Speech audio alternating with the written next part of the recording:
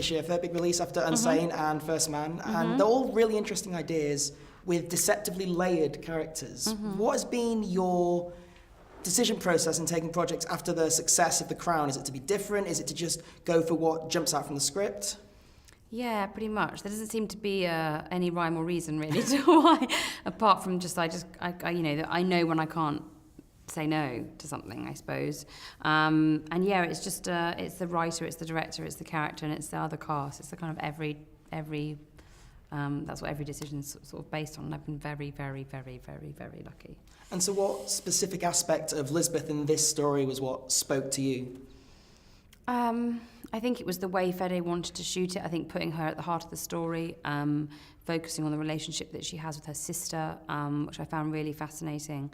And Fede is, you know, a very intelligent person. He wanted to deal with the psychology of Lisbeth in the sense that she was running from something that she couldn't outrun, I suppose, in that way, and that was her past, and her kind of her subconscious was sort of driving her towards an ultimate end that she couldn't avoid.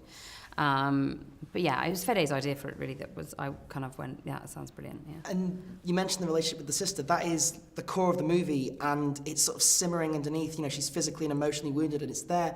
How did you work on, you know, with the other actors, making sure that that relationship came across as genuine when it's actually something that is mostly suggested?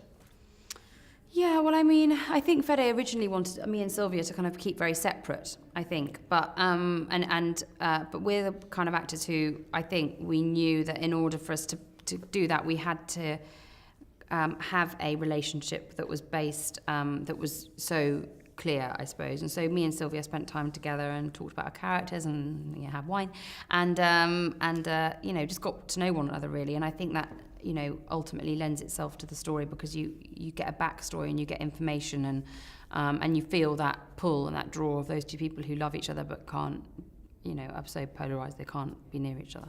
And in terms of prep for the actual role, Lisbeth is a pretty iconic character now. Did you go back to either the original books or either of the earlier film versions in prep, or did you want to distance yourself from that? The books were my Bible, so I just kept them with me all the time.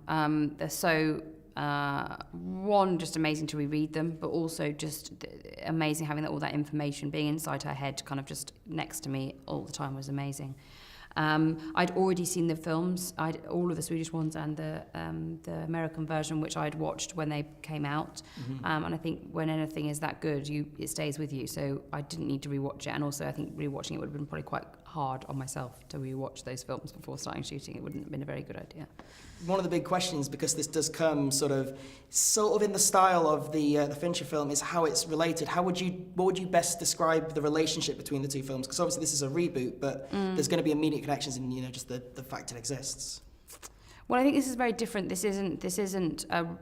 We aren't remaking any of the movies that have been made before. This is the David Lagercrantz reincarnation of these books and this story, and so it does explore different things. I think Lisbeth is the centre of this drama, which hasn't necessarily been seen before, but it's not a remake of any of the movies that have gone before it. And obviously there's one more book that hasn't been adapted into film, The Girl Who Takes an Eye for an Eye, which is quite a mouthful. Would you be interested in coming back to that? And do you have any sort of ideas? Because this movie obviously deviates quite heavily. So would you be interested in exploring a different aspect of Lisbeth down the line? I think Lisbeth is sort of infinite. There is no end to what you can learn about her as a character, and I think all the other actors who played her would attest to that. So, you know, there's definitely more to know and learn about her. But I think it's important just to focus on this film at this point. Of course, and focusing on this film, what do you think makes this story so important to be, make this story so important relative to the previous ones? I think the story continues to be important. It was important then and it's important now. I think that Stieg Larsson wrote these books out of a need to want to communicate something about women, and I think that Lisbeth is a much loved character, and for somebody who seems unapproachable, seems unlovable, and for all intents and purposes is painted as a difficult person by everybody she comes into contact with, there's got to be something in that.